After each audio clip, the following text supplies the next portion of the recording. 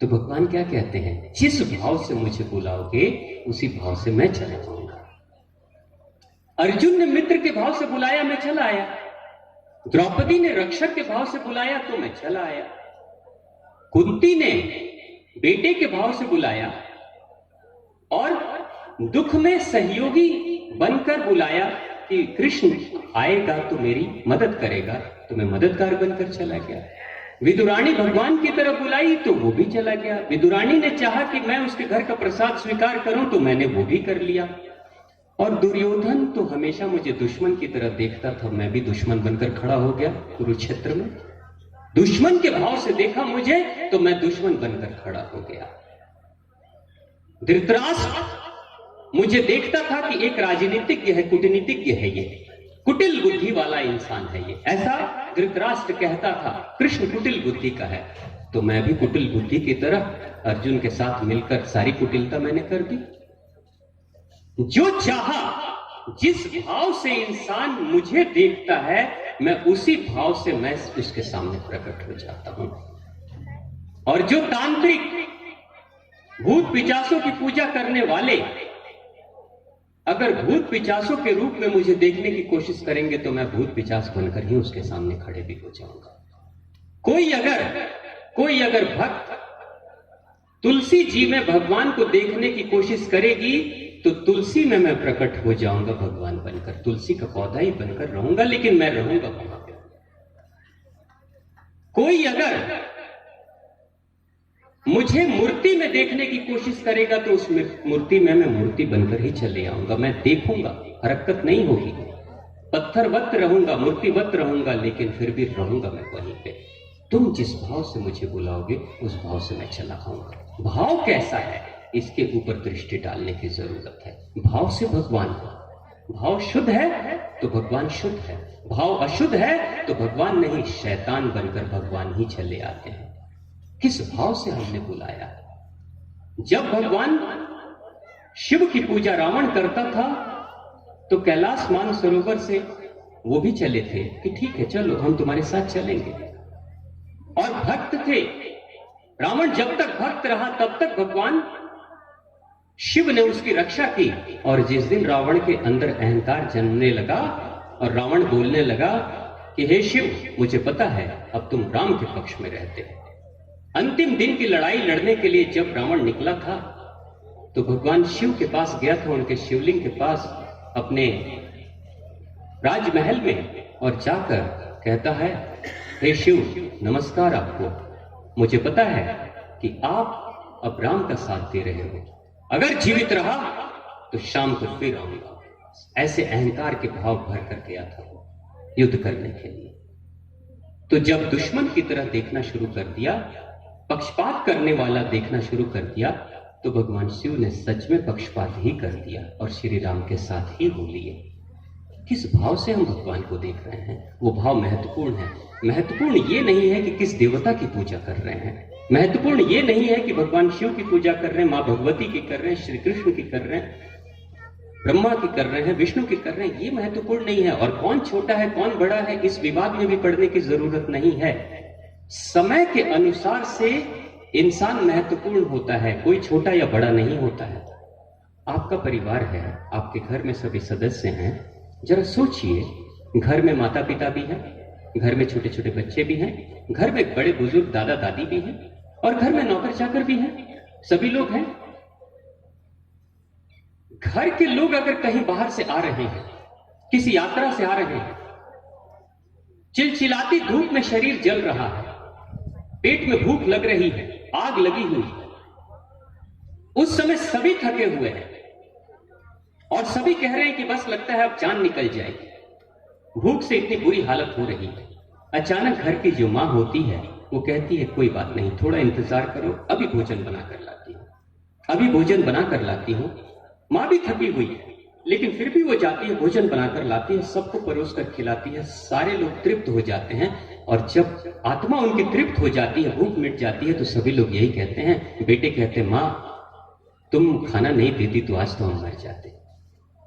पतिदेव कहते हैं कि तुम बहुत अच्छी अर्धांगिनी हो, तुमने खुश कर दिया, नहीं तो आज तो मेरी हालत बहुत बुरी हो गई थी। सब खुश हो जाते हैं। उस समय उस घर में सबसे महत्वपूर्ण कौन है? क्या उस घर के दादा दादी, उस घर के पिता, बेटे? कौन है महत्वपूर्ण?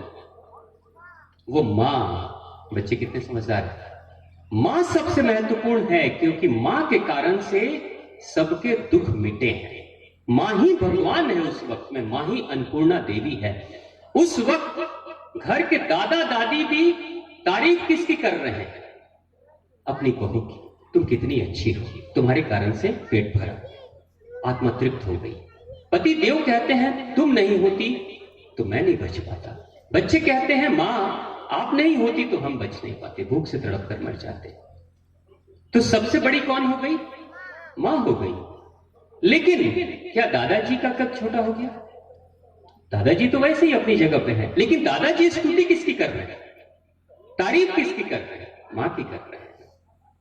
अगर उस समय कोई पुराण लिखा जाए, परिवार का कोई ग्रंथ लिखा जाए, तो सब लोग मिलकर दादा दादी, बाबूजी, बच्चे, नौकर चाकर सभी लोग कहेंगे कि मां ही सबसे अच्छी, क्योंकि मां ने ही भोजन कराया, मां ने ही बचाया। तो सब कहेंगे मां सबसे अच्छी है। मां की पूजा, उपासना, पूजा का मतलब क्या? धन्यवाद देना, श्रद्धा के भाव से भर जाना, उसी को पूजा कहते हैं। जिसके लिए हृदय में प्रेम हो, उसके प्रति हृदय में आस्था जगती है और दिल उसकी पूजा करने की ख्वाहिश करता है। यानी प्रेम ही है जो पूजा में परिणित होता है। तो उस समय के लिए अगर कोई ग्रंथ लिखा जाए उस परिवार का, तो उस दिन के लिए, उस पल के लिए मां सबसे बड़ी हो जाएगी।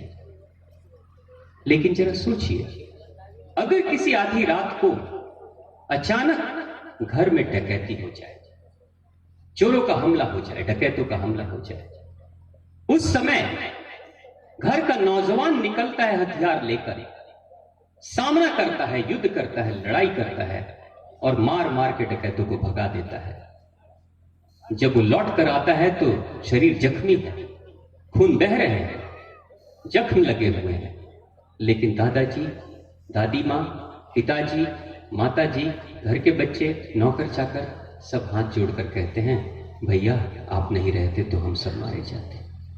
आप नहीं रहते, दादाजी कहते हैं कि बेटा तुम नहीं रहते तो हम सब मारे जाते। तुम ही हमारे भगवान, तुम्हारे कारण से ही हमारी सुरक्षा हुई है। अगर उस समय कोई ग्रंथ लिखा जाए तो सबसे बड़ा कौन होगा?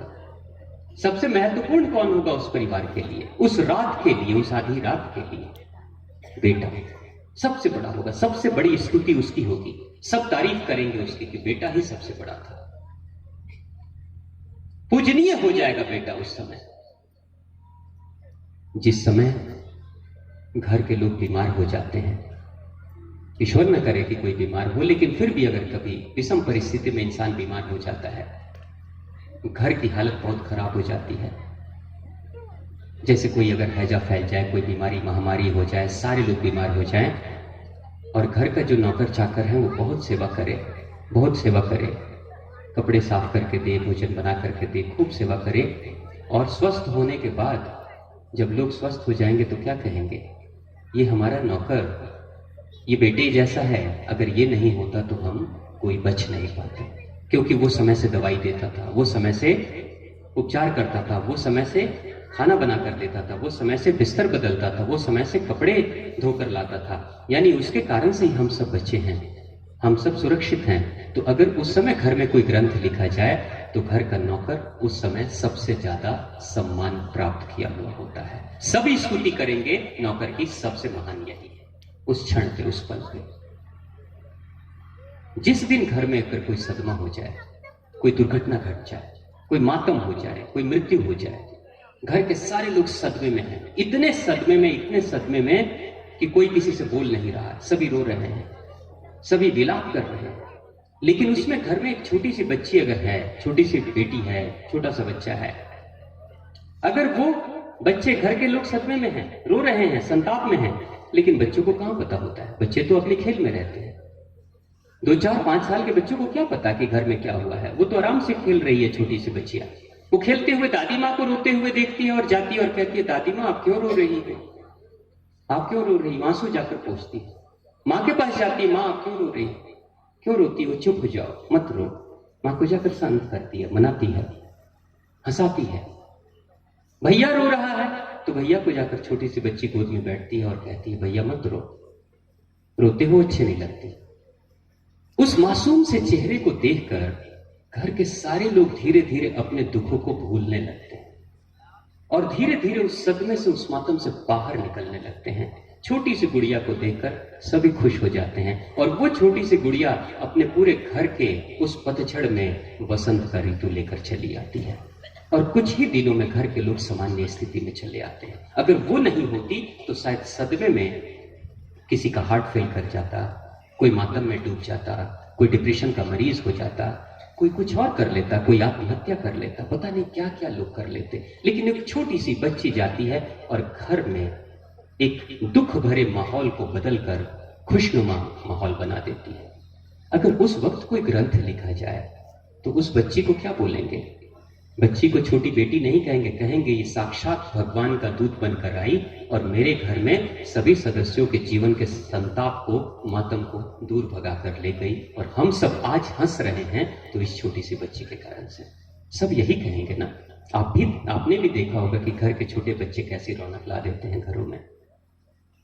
उस समय कोई ग्रंथ लिखा जाए तो बच्ची उस घर की सिर्फ बच्ची नहीं कही जाएगी, वो बेटी छोटी नहीं कही जाएगी, कहेंगे ये तो परी है, स्वर्गलोक से उतर कर आई है और इसने हमें नया जीवन दिया है।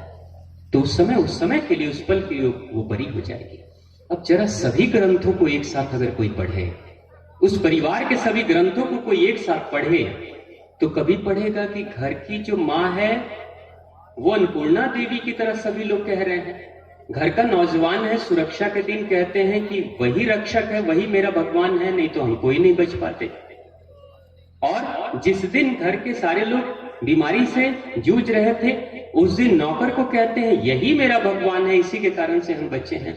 और जिस दिन सदमे का ग्रंथ चलेगा उस दिन कहेंगे छोटी सी बच्ची को, ये बच्ची नहीं, ये परी है, ये तो स्वर्ग लोक से उतर कर आई है, ये तो भगवान की दूत है। तो चारों ग्रंथों को कोई पढ़ेगा तो क्या कहेगा कि इसमें मां बड़ी है, छोटी बच्ची बड़ी है, नौकर बड़ा है, नौजवान बड़ा है, कौन बड़ा है? किसको बड़ा माने? यही भारत के पुराणों के साथ हुआ है। जब भगवान ब्रह्मा सृजन करते हैं तो सृजन करने का काम, सृष्टि की शुरुआत का काम भगवान ब्रह्मा का है। जब वो ब्रह्मा सृजन कर रहे होते हैं तो भगवान विष्णु भी नमस्कार करते हैं कि धन्य है भगवान ब्रह्मा जो अद्भुत सृष्टि का सृजन कर रहे हैं। भगवान महेश भी स्तुति कर रहे होते हैं और कहते हैं धन्य है प्रभु आप, इतनी सुंदर सृष्टि का सृजन तो मैं भी नहीं कर सकता हूं, मैं संहार कर सकता हूं लेकिन सृजन नहीं कर सकता। भगवान विष्णु कहते हैं मैं पालन कर सकता हूं लेकिन इतनी सुंदर सृजन नहीं कर सकता। तो उस समय अगर कोई ग्रंथ लिखा जाए तो स्वर्ग के सभी देवी देवता, भगवान विष्णु, भगवान ब्रह्मा, पृथ्वी लोक और सारे देवी देवता स्तुति करेंगे भगवान ब्रह्मा की। और अगर कोई ब्रह्म ग्रंथ होगा तो उसमें सबसे बड़े भगवान ब्रह्मा ही दिखाई देंगे। लेकिन जब पालन की बात होगी, सृष्टि के पालन की बात, सुरक्षा की बात होगी, तो जब अलग अलग रूपों में, जब भगवान कश्यप अवतार लेंगे भगवान विष्णु, जब वराह अवतार लेंगे, जब वामन अवतार लेंगे इस पृथ्वी की रक्षा के लिए, सृष्टि की रक्षा और पालन के लिए, जब परशुराम अवतार लेंगे, जब राम अवतार, जब कृष्ण अवतार लेंगे, जब बुद्ध अवतार लेंगे, तब सभी लोग क्या कहेंगे कि भगवान विष्णु ही सबसे बड़े हैं। सभी, भगवान ब्रह्मा भी, भगवान महेश भी, सभी स्वर्ग के देवी देवता स्तुति करेंगे भगवान विष्णु की। तो विष्णु ग्रंथ जब लिखा जाएगा, विष्णु पुराण, तो सभी देवी देवता भगवान विष्णु को कहेंगे आप ही सबसे बड़े हो। और जब संहार की जरूरत पड़ेगी उस समय सभी लोग स्तुति भगवान महेश की करेंगे और कहेंगे शिव शंभु ही सबसे बड़े हैं, सबसे महान वही है। फिर क्यों भेद है? भेद इसलिए है क्योंकि जो लोग इन ग्रंथों को एक साथ रखकर देखते हैं वो उस अलग अलग समय अंतराल और अलग अलग कार्यों को नहीं देख पाते हैं, क्योंकि सभी बड़े हैं लेकिन अलग अलग समय पे बड़े हैं, कार्य के अनुसार से बड़े हैं, इसलिए अलग अलग समय पे सारे पुराण लिखे गए हैं। तो उस समय का महत्व महत्वपूर्ण है, लेकिन उस ग्रंथों को देखकर, पुस्तकों को देखकर हमें विवाद में नहीं उलझना चाहिए कि इसमें बड़ा कौन है। सभी बड़े हैं, आप भी बड़े हो सकते हैं, कभी आप भी छोटे हो सकते हैं। महत्वपूर्ण वो है कि कब कौन काम पे काम आ जाए।